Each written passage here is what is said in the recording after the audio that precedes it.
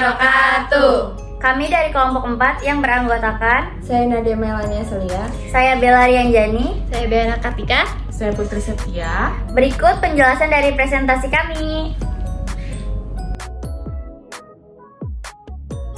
Pengertian dan bentuk-bentuk korupsi. Yang pertama ada pengertian korupsi. Korupsi merupakan penyalahgunaan kekuasaan, jabatan, atau wewenang demi keuntungan pribadi atau kelompok.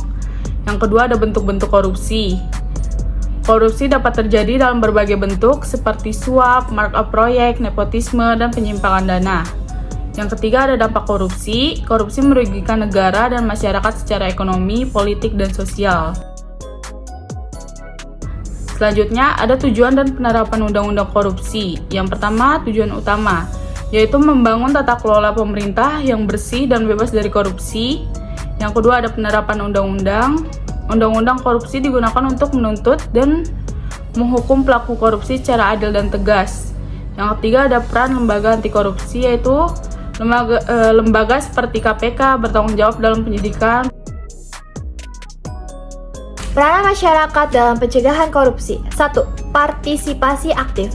Masyarakat dapat memberikan pengawasan melalui pelaporan, pengaduan, serta ikut serta dalam program pencegahan. Kedua, pendidikan dan kesadaran. Pendidikan akan pentingnya integritas dan kesadaran akan bahayanya korupsi perlu ditanamkan sejak dini. Ketiga, solidaritas dan tolak korupsi. Masyarakat harus bersatu dan menolak tindakan korupsi dalam segala bentuknya. Hambatan dalam efektivitas undang-undang korupsi. 1. Ketidakaktifan aparat penegak hukum. Kurangnya dukungan dan performa lemah dari aparat penegak hukum menghambat penindakan kasus korupsi. Kedua, lubang dan regulasi. Korupsi dapat terjadi jika regulasi yang mengatur tata kelola pemerintahan tidak memadai atau rentan terhadap penyalahgunaan. Ketiga, korupsi yang struktural. Adanya kebijakan atau sistem yang memfasilitasi korupsi dan sulit diperbaiki secara menyeluruh. Selanjutnya, penegakan hukum terhadap kasus korupsi. Yang pertama, pelaksanaan persidangan. Penegakan hukum melalui proses persidangan yang adil dan berkeadilan untuk mengungkap kebenaran setiap kasus korupsi. Yang kedua, hukuman yang tegas. Penerapan hukuman yang tegas dan sesuai dengan tingkat kejahatan korupsi untuk memberikan efek jerak dan memberantas korupsi. Yang ketiga, pengembalian aset korupsi. Proses pengembalian aset hasil korupsi yang telah disita untuk mengembalikan kerugian negara.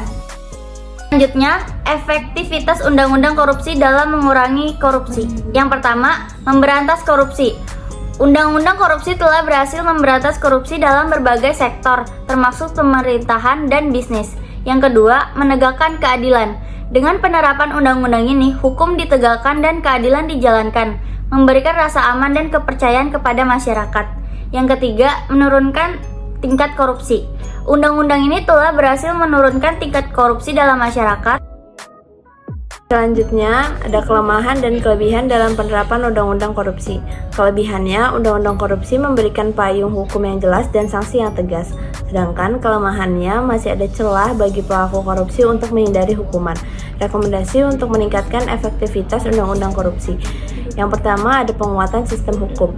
Perlu adanya penguatan sistem hukum agar undang-undang korupsi dapat ditegakkan secara efektif dan adil. Pendidikan anti korupsi. Pendidikan yang lebih serius tentang bahaya korupsi perlu diberikan sejak dini agar masyarakat mampu secara aktif melawan korupsi. Yang ketiga, ada pengawasan yang ketat. Perlunya diadakan pengawasan yang ketat terhadap institusi dan individu yang berpotensi melakukan korupsi. Yang keempat, ada kolaborasi lintas lembaga. Kolaborasi yang erat dan lembaga pemerintah, swasta, dan masyarakat sipil diperlukan untuk mewujudkan penerapan undang-undang korupsi yang lebih efektif. Contoh kasus yang terjadi. Yang pertama ada kasus BLBI. Kasus ini melibatkan penyalahgunaan dana bantuan yang diberikan oleh Bank Indonesia kepada beberapa bank. Beberapa oknum yang terlibat dalam kasus ini adalah Samsul Nur Salim dan Ija Nur Salim, penguasa terkait.